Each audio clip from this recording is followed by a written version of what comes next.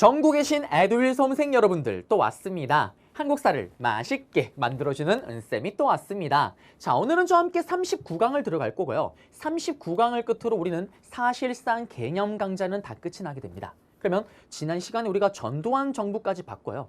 6월 민주화 운동, 6월 민주화 항쟁을 보질 않았습니다. 거기부터 해서 정부와 관련된 내용을 다 끝내놓고 마무리, 통일을 하면서 정리를 하겠습니다. 통일과 관련된 정책을 보면서요. 그러면 우리는 이제 6월 민주화 항쟁을 볼 건데요. 사실은 민주화 운동은 세 개의 민주화 운동이 빙글빙글 돌아가면서 시험 문제가 나옵니다. 4.19 혁명, 5.18 광주 민주화 운동, 그리고 6월 민주화 항쟁.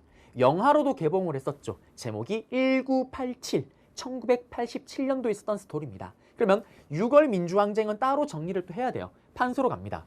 우리는 앞에서 전두환 정부가 출범을 했습니다. 단짠 강압통치, 유화통치를 번갈아 가면서 펼쳤다라고 얘기를 했어요.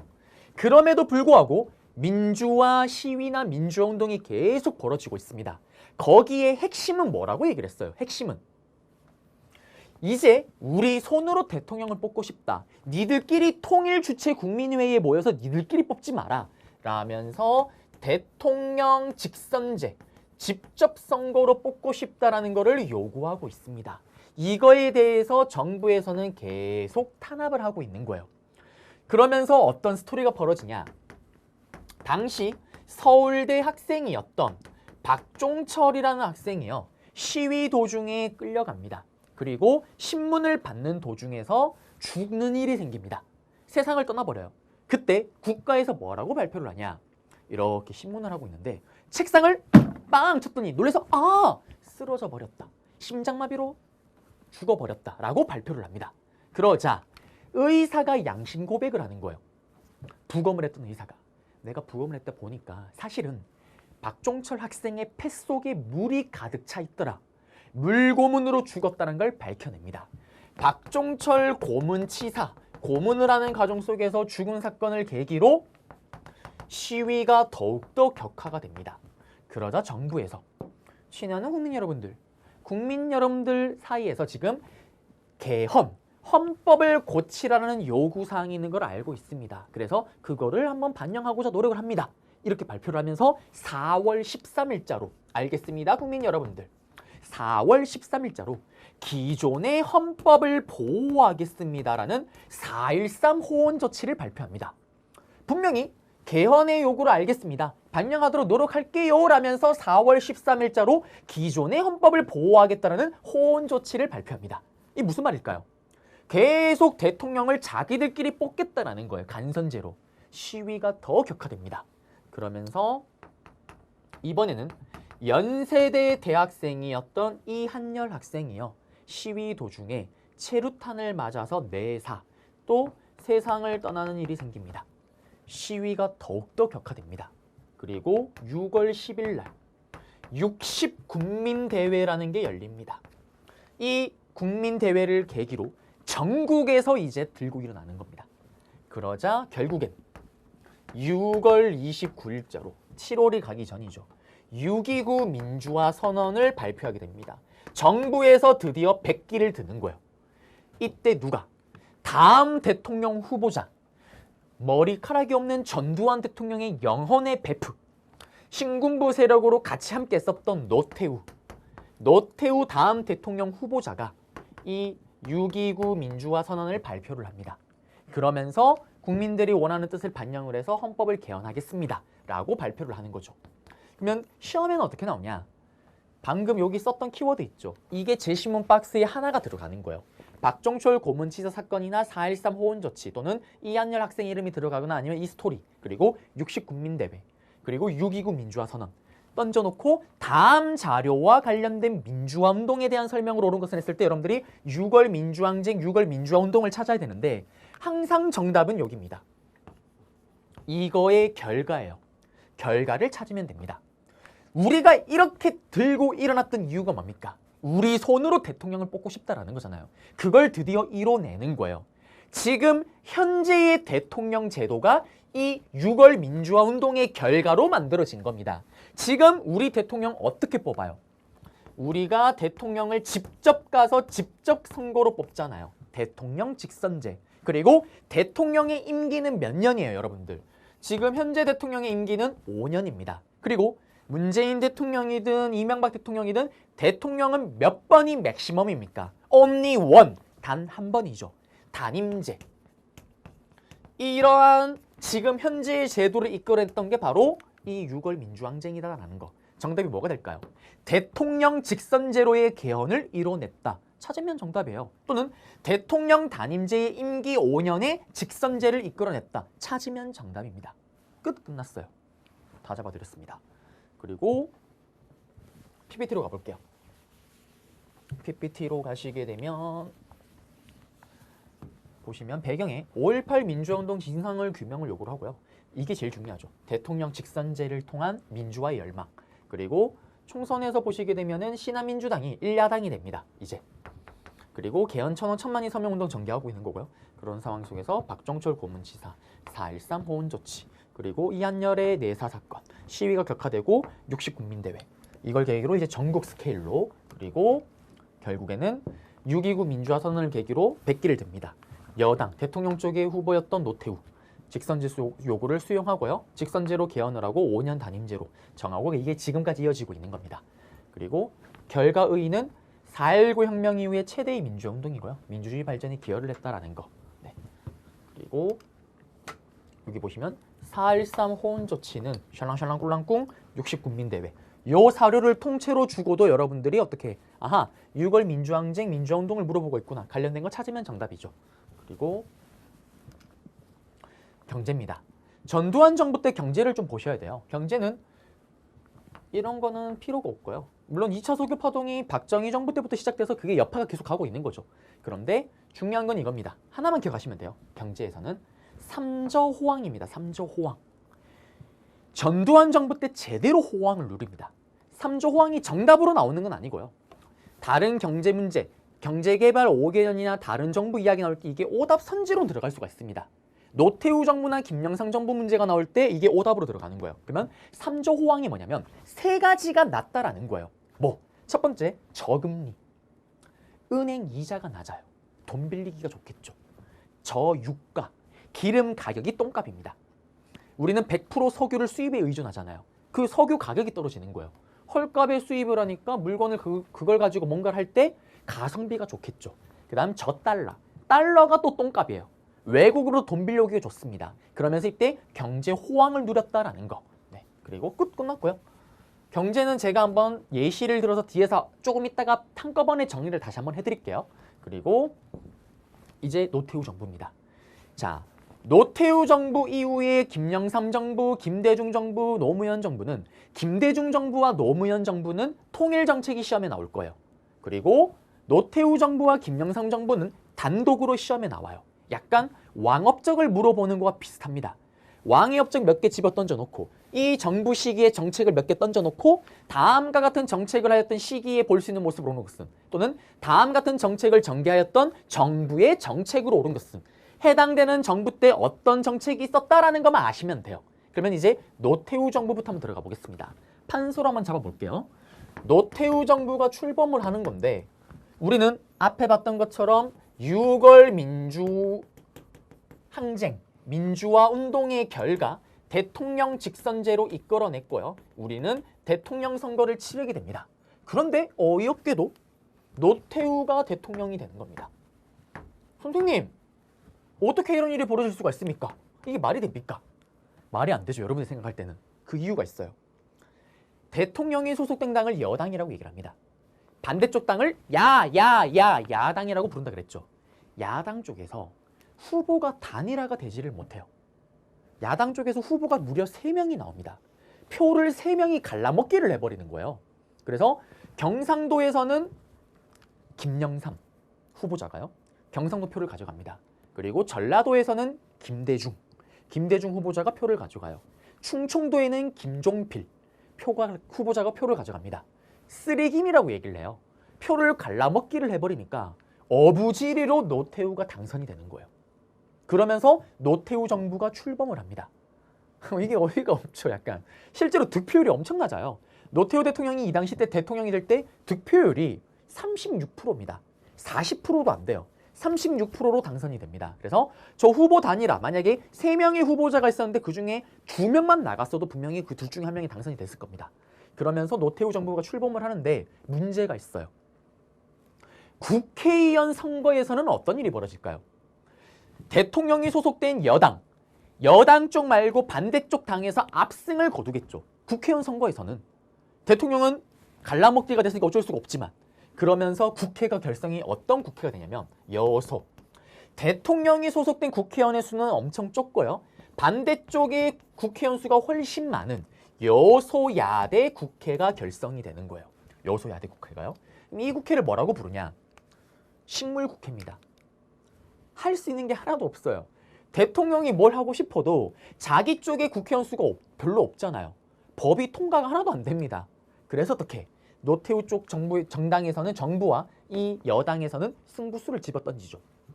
반대쪽 당원 중에 2명의 대표 인물들을 끌어당겨다가 당을 하나로 합치려고 합니다.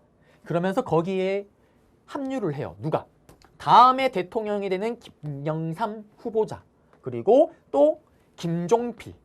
이 2명의 당들이 어떻게 여기로 흡수가 됩니다. 이거를 뭐라고 얘기를 하냐면요, 3당 합당이라고 불러요. 그리고 이때 합류하지 않았던 야당의 인물과 그 당이 뭐냐면 김대중입니다. 이때 김대중은 김영삼을 엄청나게 비난을 하죠. 제정신이냐? 우리가 어떻게 얻어낸 민주화인데 어떻게 여기에 합류할 수가 있냐? 그때 김영삼 후보자, 나중에 대통령이 되는, 이때 뭐라고 얘기하냐? 김영삼 국회의원은 아니다.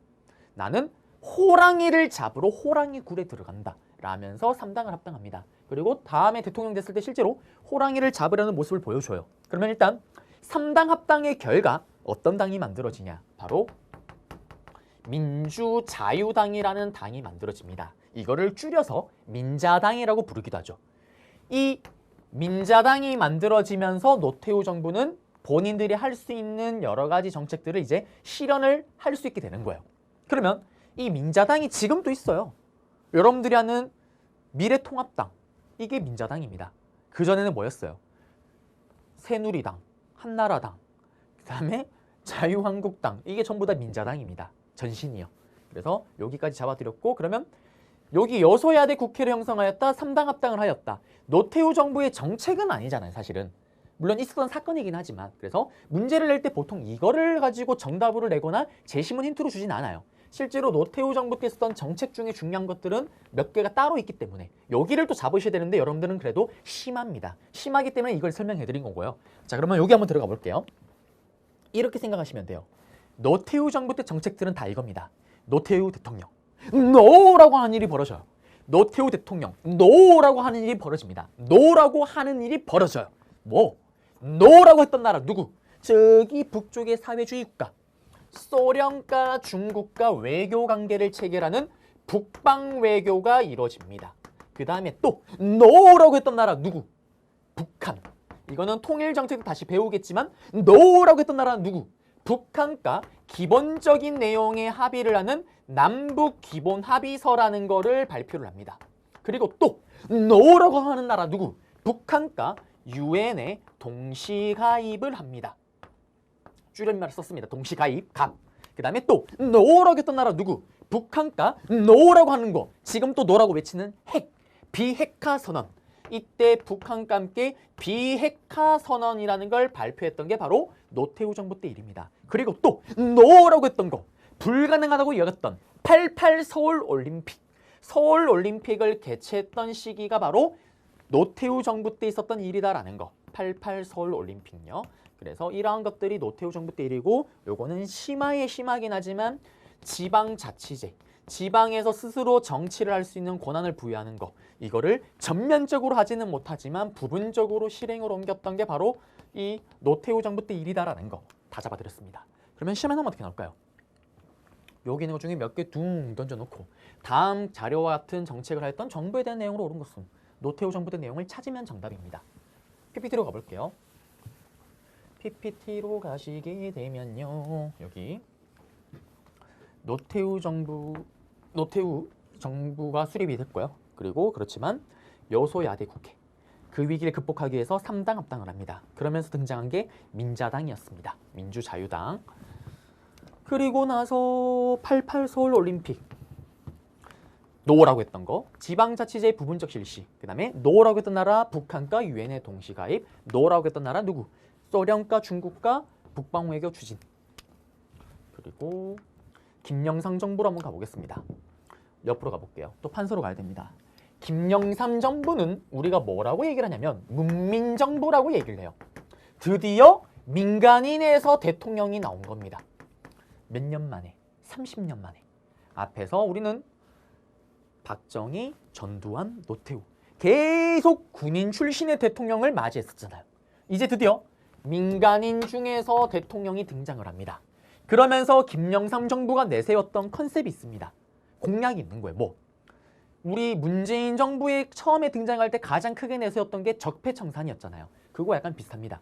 부정부패 척결이에요. 왜? 그 전에 군인들이 수십 년 동안 권력을 독점하고 틀어지면서 썩어 문드러진 게 너무 많은 거예요. 그거 도려내야 됩니다. 그러면서 부정부패 척결을 외쳤는데 여러 가지 정책들이 나옵니다.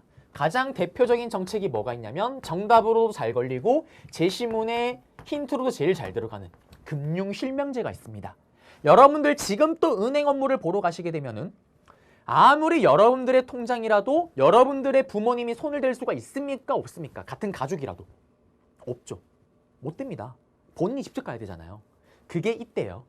왜? 그전에는 여러분들의 명의로 어머니가 통장을 만들어서 어머니가 마음대로 쓰기도 해요. 근데 이거를 가족이 아님에도 불구하고 다른 사람의 명의를 빌려다 쓸 수도 있습니다. 그러니 어떻게 할까요? 세금을 피하는 목적이죠. 내 통장에 있는 건 다 내가 번 돈이잖아요. 그러면 어떻게? 떼가잖아요. 그걸 막으려고. 그냥 큰 틀에서 뭐 그러고 그런 것처럼 검은 돈들이 이런 식으로 막 비밀리에 거래가 되니까 그거를 한 방에 잡기 위해서 기습적으로 금융실명제를 발표합니다. 이제는 모든 은행 업무를 보관할 때 본인 이름으로 본인이 직접 해결을 해야 되는 거죠. 이게 이때 때려놨던 거고요. 그 다음에 또 김영삼 정부가 폭발적인 인기를 끌었던 게 있습니다. 역사 바로 세우기 운동이에요. 이걸 통해서 폭발적인 인기를 끕니다. 지지율이 거의 90%를 찍을 때가 있습니다. 이거예요. 호랑이를 잡으러 호랑이 굴에 들어간다. 노태우와 전두환을 법정에 세웁니다. 5.18 민주화운동 진상규명을 위해서요. 그리고 나중에는 사형을 때리기까지도 하죠. 물론 실제로 죽이진 않지만요. 그리고 역사 바로 세우기 운동의 핵심 또 하이라이트는 또 하나가 있죠. 바로 뭐냐? 조선 총독부를 생중계 라이브 방송으로 다 부셔버립니다. 폭발을 시켜버려요.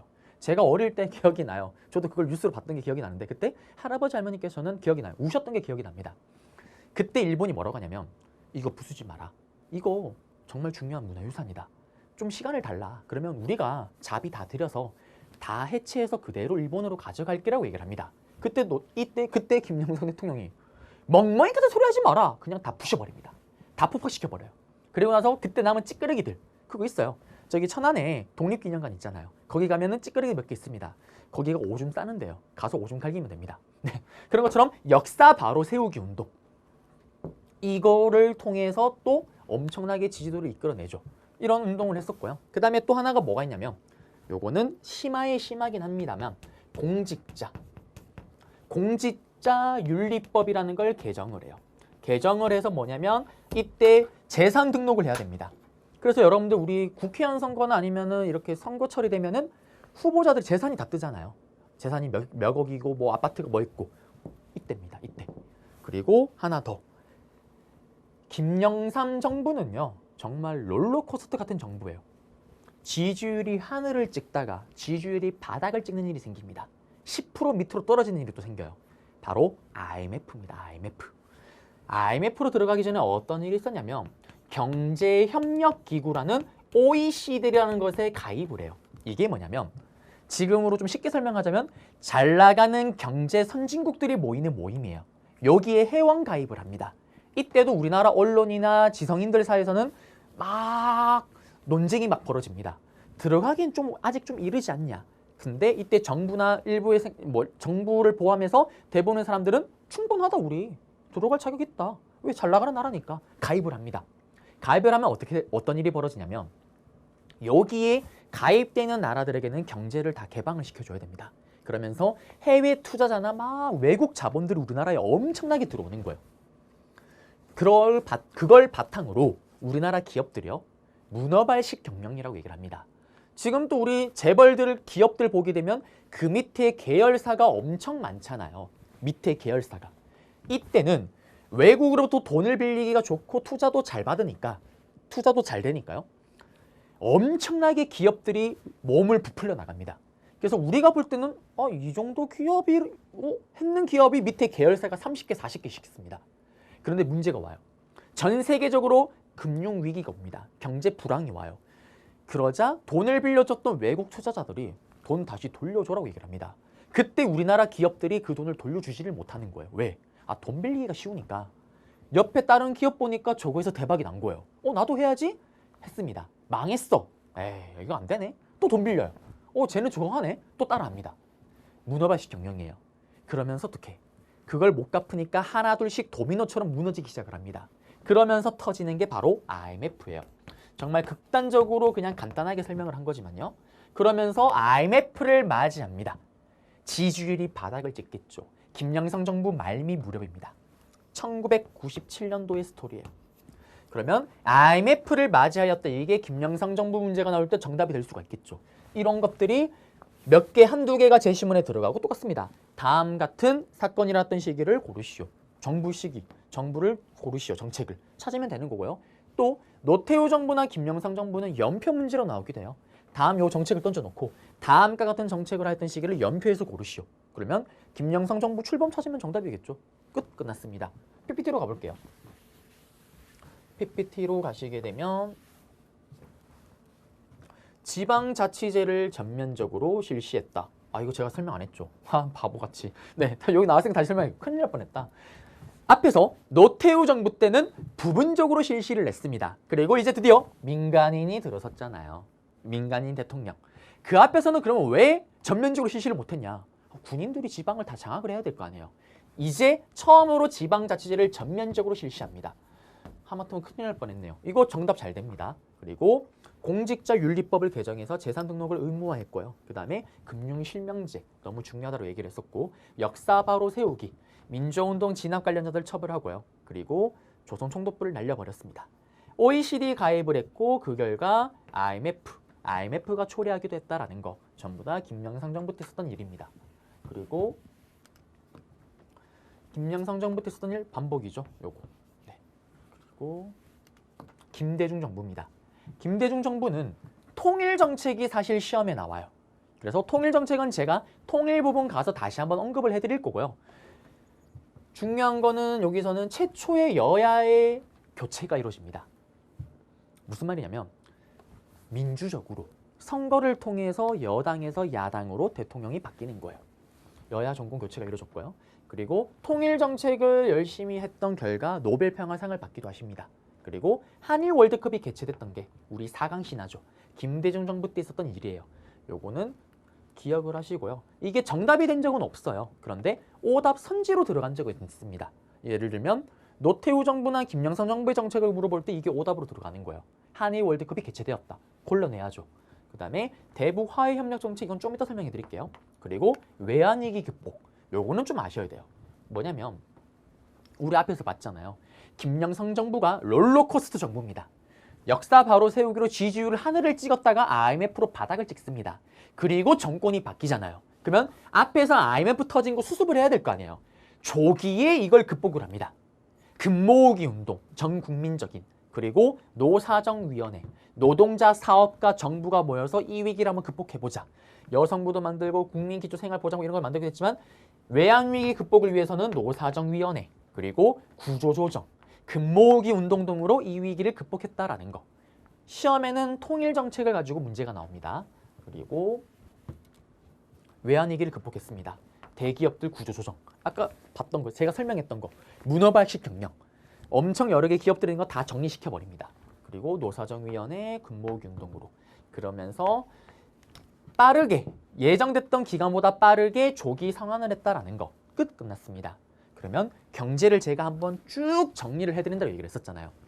경제정책은 경제개발 5개년이 시험에 단독으로 나오는 거 외에는 현대사에서 경제정책을 가지고 단독으로 잘 내진 않습니다. 다만 정부의 정책으로서 오답 선지로 들어가거나 해당되는 정부의 힌트로는 들어갈 수가 있어요. 그래서 이 정부 때 이런 경제정책이 있었다라는 거는 알아야 된다고 얘기를 했습니다. 먼저 이승만 정부는 300산업이 발달했다는 것만 아시면 된다고 얘기를 했었고요. 그리고 박정희 정부 때부터는 정리를 한번 해드릴게요. 여러분들 부모님 세대는 지금 현재의 우리나라 대통령을 중심으로 해서 경제정책을 얘기를 할 때 비유하는 레파토리 패턴이 하나가 있어요. 방식이 하나가 있습니다. 그게 뭐냐? 한번 가보겠습니다. 박정희 대통령이요. 밥솥에다가 밥을 짓기 시작을 합니다. 콸콸콸콸콸콸콸. 경제개발 5개년이 성공을 하잖아요. 밥솥에 밥을 콸콸콸콸콸 다 지어요. 그 다음 대통령이 누굽니까? 머리카락이 없는 아저씨. 바로 전두환 대통령. 밥솥을 탁 엽니다. 앞에 밥을 다 지었잖아요. 오, 밥이다. 밥을 신나게 퍽퍽퍽퍽퍽 밥을 먹습니다. 삼조호왕이에요. 그 다음에 떠납니다. 그 다음 대통령이 누굽니까? 영원의 베프 노태우 대통령. 밥솥을 탁 열었어요. 열었더니 이런 젠장 밥이 없다. 배고픈데 밥이 없다. 왜? 전두환 대통령이 다 먹었잖아요. 나 배고픈데 뭐 없나? 누룽지를 끓여 먹습니다. 우리 역사에서는 누룽지를 끓여 먹은 건 기록이 되지 않습니다. 그래서 앞에 봤지만 우리 노태우 정부 때는 제가 따로 경제정책을 얘기한 게 하나도 없습니다. 패스. 그리고 나서 대통령이 누굽니까? 김영삼 대통령. 밥솥을 탁 열었어요. 이런 젠장 밥이 하나도 없다. 이런 젠장 누룽지도 없다. 넘나 배고픈 것. 나 배고픈데 어떡하지? 밥솥을 이렇게 끓다 보니 이런 젠장 밥솥이 와장창창창창 다 깨져버립니다. IMF가 터진 거죠. 그 다음에 떠났습니다. 그 다음 대통령이 누굽니까? 김대중 대통령. 밥솥을 탁 열었어요. 이런 젠장 밥솥이 다 깨져 있습니다. 어떡합니까? 밥솥을 붙입니다. IMF 조기 극복. 끝났습니다. 그리고요. 그러면 이제 노무현 정부를 한번 들어가 보겠습니다. 노무현 정부는 시험에 나올 때는 사실 통일정책만을 가지고 시험에 내요. 이 통일정책은 뒤에 가서 바로 다루겠습니다. 그리고 나머지 이런 것들은 사실 오답 선지로 들어가요. 오답 선지로. 그리고 정치적인 이런 내용들은 아직까지는 선지로도 잘 등장하지는 않습니다. 그래도 일단 한번 언급은 해드릴게요. 노무현 정부는 권위주의를 청산하고자 노력을 했고요. 과거사 진상규명법 이런 거 제정하기도 했었고 임기 중에 노무현 대통령이 국회에서 탄핵을 당하기도 합니다. 그리고 행정수도 건설 특별법 제정 이런 걸 하게 되는데 그냥 이런 일이 있었구나 정도만 보시면 되고요. 통일정책은 꼭 아셔야 되는 거고 좀 이따 잡아드릴 거고 그리고 이것들이 정답이 되는 건 아니에요. 정답이 되는 건 아닌데 오답 선지로 이렇게 들어가요. 그래서 이게 노무현 정부 때 썼던 일이구나라는 정도만 아시면 되는데 KTX 그 다음에 칠레와 미국과의 FTA 조약 체결 이런 것들이 전부 다 노무현 정부 때 썼던 일이다라는 거. 그리고 이명박 정부입니다. 이명박 정부도 이명박 대통령의 요 탈이 있어요. 할로윈 데이 때 쓰는 거요. 쓰지 않겠습니다. 네, 그래요. 그러면 보시게 되면은 이때 딱 나오는 거는 뭐냐면 뭐 4대강 이런 것도 하나도 선지 안 나와요. 하나만. 한미 자유무역협정 FTA가 체결을 한 거는 앞에 정부였던 여기 노무현 정부였더라면 실제로 이게 발효가 돼서 이게 적용이 되기 시작한 시점은 이명박 정부 때입니다. 정부를 어중간하게 걸치고 있죠. 그래서 그냥 오답 선지로만 들어갈 뿐이에요. 정답이 된 적은 단 한 번도 없습니다. 네, 그래서 여기까지 해서 우리는 주요한 정부 얘기는 다 해드렸고요. 이제 그럼 어디로 가야 됩니까? 그래요. 누구와? 북한입니다. 북한. 북한과의 관계를 이제 한번 해결을 좀 해야 되겠죠. 보시게 되면 남북 대립식입니다. 6.25 전쟁이 끝나고 나서 우리는 북한과 상종을 한다 안 한다? 북한과 상종을 1도 안 합니다. 그러면서 이승만 때는 보시면 북진 통일론. 북쪽으로 진출해서 통일을 하겠다. 장면 때는 기억나세요? 민간인 차원에서는 남북 교류와 남북 회담을 통해서 통일을 하자고 막 주장을 했었지만 정부적인 차원에서는 일단은 보류 상태입니다. 선 먼저 건설부터 하고 여기가 똑같죠. 먼저 안부터 우리부터 다진 후에 그 다음에 통일을 좀 하자 이런 쪽이에요. 그리고 박정희 정부 때도 강력한 방공 처음에는 방공과 경제개발을 컨셉으로 정부가 수립이 됐잖아요.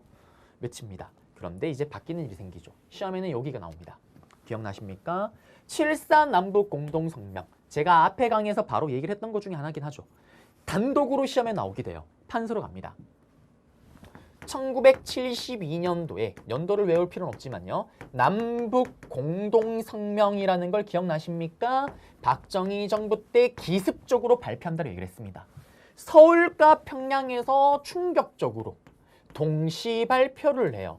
이 발표의 내용이 어떤 내용입니까? 친애하는 국민 여러분들, 우리는 북한과 통일을 위해서 크게 세 가지 원칙에 합의를 했습니다. 어떻게 통일을 하냐? 자주적으로, 그리고 평화적으로, 그리고 어떻게? 우리 민족이 대단결을 해서 평화적으로 통일을 하기로 원칙에 합의를 했습니다. 발표를 때립니다. 우리나라 국민들이 통일에 대한 기대감이 몽글몽글 피어오르게끔 합니다. 그리고 이 북한과 처음으로 지금 공동성명을 한 거잖아요. 그리고 통일을 위해서 크게 원칙을 발표를 했는데 이거를 실현으로 옮기려면 기구가 필요하겠죠. 그래서 남북 간의 서로의 간격을 줄여나가고 조절해 나간다. 남북조절위원회라는 걸 만들어서 이거를 계속 실현하려고 노력을 합니다. 그렇지만 북한이 대화를 거부해요. 갑자기. 그러면서 결국 끝이 납니다. 근데 이게 한계가 있어요. 이걸 계기로 박정희 대통령은 어떻게 합니까? 유신체제, 유신헌법. 친애하는 국민 여러분들, 이거 보십시오. 통일이 코앞에 왔습니다. 제가 이거 완수하고 대통령 내려놓고 떠나겠습니다. 대통령이 신이 되는 유신헌법으로 들어가는 거고요. 한편 이때 김일성은 이걸 계기로 또 북쪽에서는 자기의 세력을 더욱더 강화시키고 독재체제를 더욱더 강화시킵니다.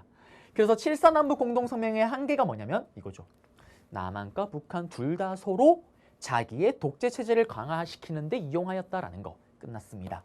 여기가 시험에 나오게 되면 어떻게 나냐면 조금 이따 사료를 보여드리겠지만 사료를 주고 다음 같은 발표에 대한 설명으로 온 것은 남북조절위원회를 설치하였다. 정답. 또는 7.4 남북 공동성명 찾으면 정답.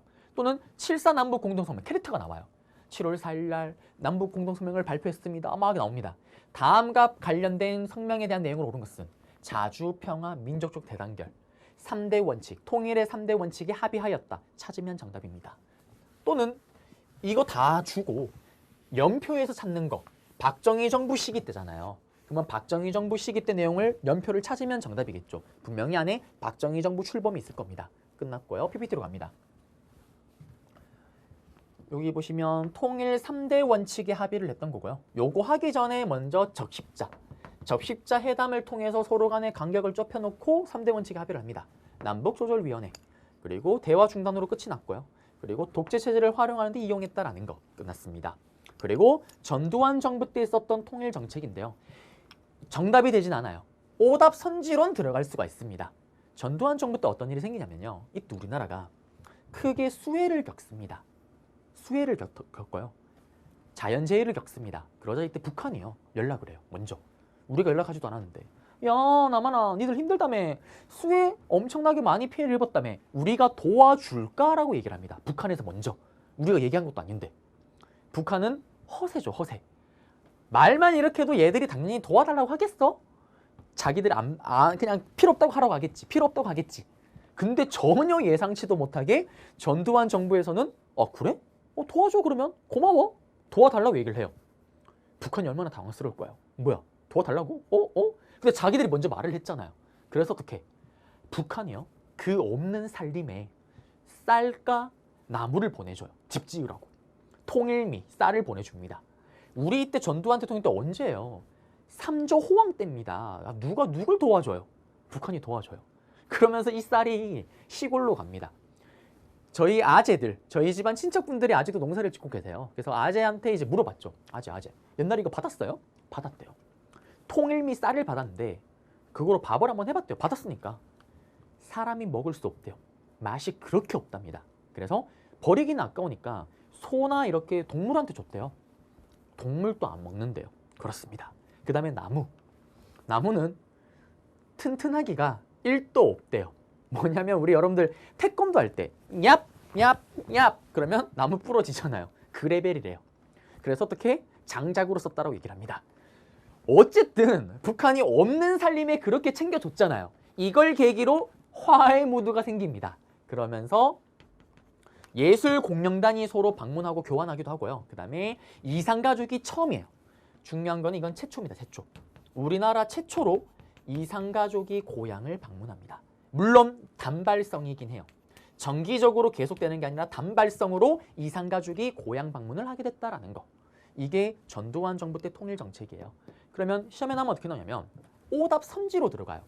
오답 선지로.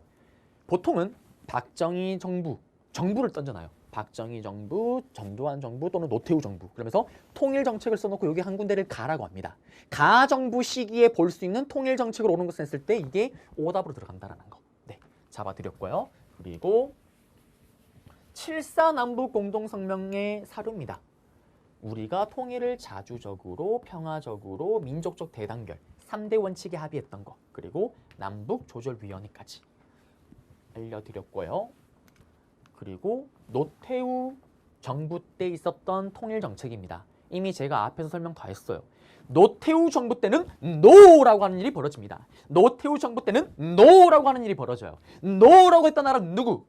북쪽에 있던 사회주의 국가 소련과 중국과 외교를 체결합니다. 북방 외교. NO라고 했던 나라는 누구? 북한과 기본적인 내용의 합의를 했던 남북 기본 합의서에 합의를 합니다. NO라고 했던 나라는 누구? 북한과 유엔에 동시 가입을 해요. NO라고 했던 나라는 누구? 북한과 NO라고 하는 거. 비핵화 선언. NO라고 했던 사건.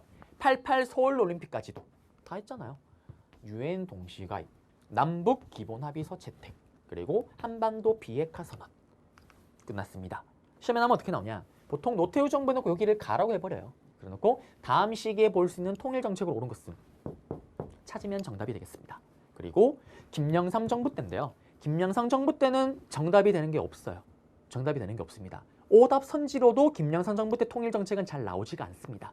찾아보기가 힘들어요. 왜 그러냐? 사이가 좋지가 않습니다. 사이가 좋지 않다라기보다는 교류가 없어요. 왜? 이때 북한의 김일성이 사망을 합니다. 이 김영삼 정부 때요. 제가 이 시기 때 또 살아봐서 알잖아요. 당연히 겪어보신 분도 있겠지만 언론에서 그 당시 때 난리가 납니다. 그때 우리나라 안에서도 엄청 불안해요. 왜? 이게 지금 갑자기 사망을 했으니까 과연 북한이 독재 정권이니까요. 이게 유지가 될 수 있는 거야? 이 전쟁 나는 거 아니야? 그래서 제가 알기로는 그때 아마 군복무를 하셨던 분들이 휴가가 1년 동안 통제를 당했다 이런 얘기를 들은 적이 있는 것 같은데요. 엄청난 시기였습니다. 그래서 김일성 사망과 동시에 원래는 김영삼 대통령이요. 북한에 원래 방문할 예정이기도 했었어요. 근데 김일성 사망을 끝으로 그런 게 다 백지화가 됩니다. 끝났습니다. 이때 핵 확산 금지 조약에 북한이 뭐 탈퇴하기도 하고요. 3단계 통일반 이런 건 뭐 중요하지도 않고요. 나오지도 않고요. 쌀을 무상 지원하기도 하고 경수료 핵 만들지 말라고 원자력 발전 건설 사업을 뭐 추진하기도 하지만 뭐 특별히 선지로 등장하는 건 없다라는 거 끝났고요. 그리고 김대중 정부입니다. 시험에 잘 나오죠. 통일정책이요. 통일정책으로 시험에 단독으로 나올 수 있는 거는 크게는 세 가지입니다. 앞에 봤던 박정희 정부 때 7.4 남북 공동성명 단독으로. 그 다음에 노태우 정부 때 있었던 통일정책을 디테일하게 파고들어서 단독으로 나오진 않아요. 그냥 노태우 정부 전체를 물어볼 때 또는 큰 틀에서 아까처럼 통일정책이 어느 정부 때 어떤 정책이 있었다를 물어볼 때 노태우 정부의 통일정책이 정답으로 들어갈 수가 있는 거고, 그 다음 여기 김대중 정부의 통일정책은 또 시험에 단독으로 나올 수가 있습니다. 들어가 볼게요. 판서로 갑니다. 김대중 정부 때는 통일정책이 어떤 컨셉이었냐 이겁니다. 대북 화해 협력 정책이라는 걸 펼칩니다. 그리고 이거를 똑같은 말로 뭐라고 얘기를 하냐면 따뜻하게 햇볕을 쬐다 그래서 햇볕 정책이라고도 부릅니다. 이걸 통해서 서로 남북 간의 교류를 통해서 간격을 좁혀 나가려고 했던 거예요. 이 정책이 어떤 정책이냐면 김대중 대통령이요. 실제로 대통령 임기 중에 영국을 방문한 적이 있었습니다. 그때 영국의 런던 대학을 방문해요. 그리고 강연을 합니다. 학생들로부터 질문을 받습니다. 이때 한 학생이 손을 들고 질문을 하죠. 대한민국 대통령님, 당신은 북한 문제를 어떻게 해결하실 겁니까? 라고 질문을 해요. 이때 김대중 대통령이 답변을 합니다. 이 정책에 대해서 예시를 든 거예요. 이솝우화 얘기를 합니다. 어떤 우화? 여러분들 어릴 때 봤던 기억이 있을 거예요. 한 나그네가 길을 갑니다. 룰루랄라 룰루랄라 길을 가고 있어요. 이때 하늘 위에 있던 누구? 구름과, 구름이 아니죠. 바람. 네, 바람과 태양이 내기빵을 해요. 어떤 내기?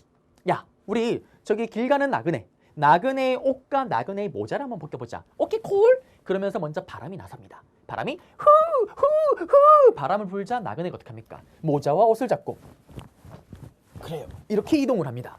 그때 태양이 나서죠. 태양이 어떻게? 햇볕을 쫙 쬐줍니다. 넘나 더운 곳 자연스럽게 모자와 옷을 다 벗어지게 버립니다. 이렇게 북한에게 접근하겠다라는 거예요. 따뜻하게 햇볕을 쬐겠다. 강압적으로 힘으로 짓누르는 게 아니라 따뜻하게 햇볕을 쬐면서 정치, 사회, 경제, 문화 모든 분야에서 북한과 교류를 통해서 서로 간의 간격을 좁혀나가고 공통점을 찾아나가면서 평화적으로 통일을 하겠다라는 게 대북 화해 협력 정책, 햇볕 정책 되겠습니다. 이 정책을 펼쳤던 거예요. 그러면서 현대그룹의 회장이었던 정주영 회장이요. 소를 끌고 상징적인 의미죠. 이거 계속 부러지네요. 네, 소를 끌고 어디로 가냐? 북한을 방문합니다. 이걸 계기로 우리나라에서는 금강산 바다로 가는 육로로 가는 거는 아직까지 그 정도로 친해진 건 아니고요. 바다로 가는 금강산 회로 관광이 시작될 수가 있었던 거고요. 이러한 사이좋고 화기애애한 분위기 속에 드디어 우리나라 최초로